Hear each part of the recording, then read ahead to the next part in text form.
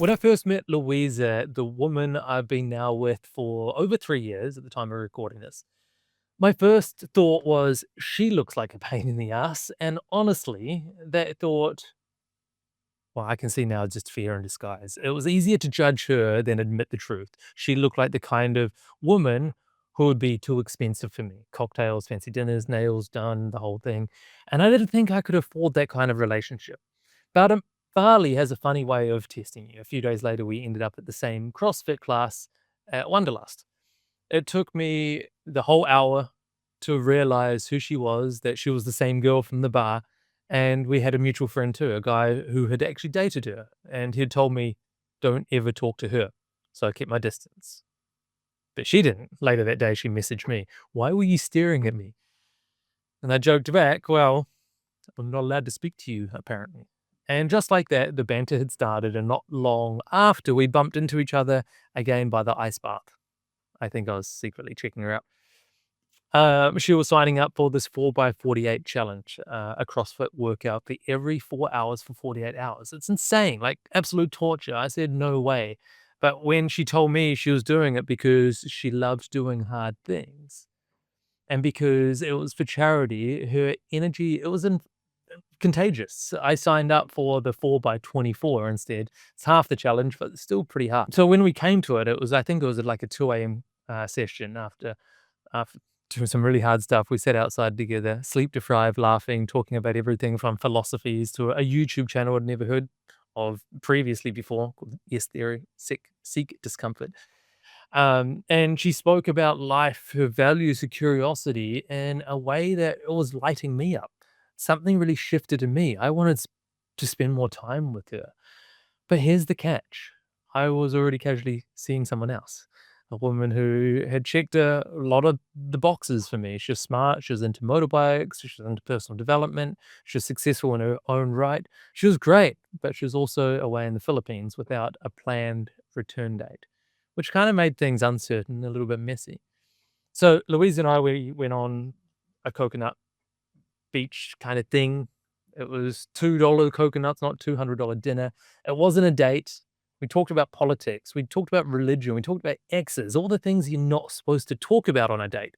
And yet, by the time we stood up by the motorbikes to leave, I caught that flash in her eyes. It was that look that says, "Kiss me." I hesitated and I missed it, but I knew there was something there. Then came the real test. Louisa went on a 10-day silent retreat, Vipassana, if you know it. Pretty hard. There's no calls, no texts, no idea what would happen after. Meanwhile, the other girl that I'd been seeing, she was coming back to Bali in the same day Louisa returned.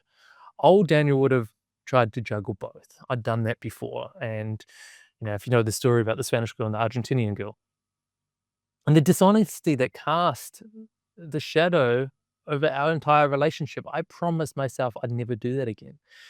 So when Louisa came back, we spent 4 dates in 1 day, morning until night, until the next day. It was incredible. It was really, really amazing. It was built on connection, not just like the lust. The next girl I met the next night, I told her the truth about Louisa, about where I was at. She was disappointed, but she thanked me. She even said, "Your honesty is so damn attractive. I wish more guys were like you." I didn't see it coming, but it makes sense to me now. It was liberating. Then came the moment with Louisa. Out of the blue, she asked me, "Daniel, did you have something with that girl from the gym?" And there it was. The moment I dreaded.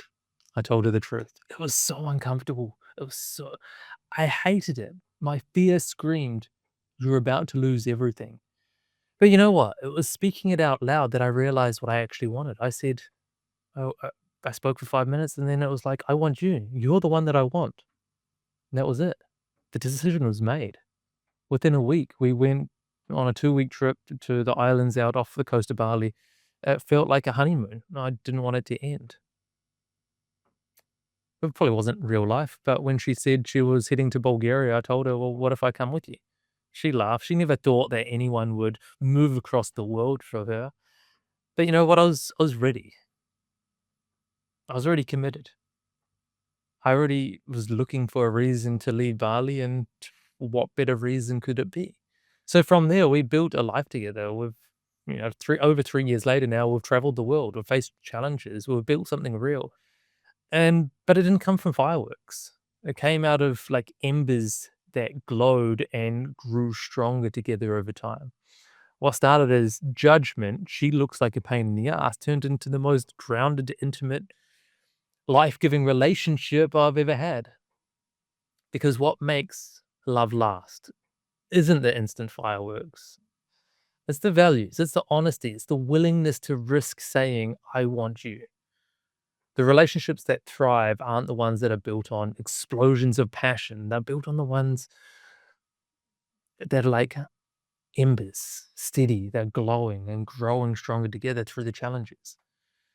So this is just one chapter of my lessons of becoming the man I needed to be to have the relationship that it is that I want. If you'd love to hear the rest of the story, I'll leave the link around here somewhere for you or in the comments below and check it out. Hopefully you can learn some of the wisdom pieces I've picked up along the way that you can apply into your pursuit of having a healthy, beautiful, functional, intimate, romantic relationship that it is that you crave, or your version of that it is that you crave. So hope to see you in the next video.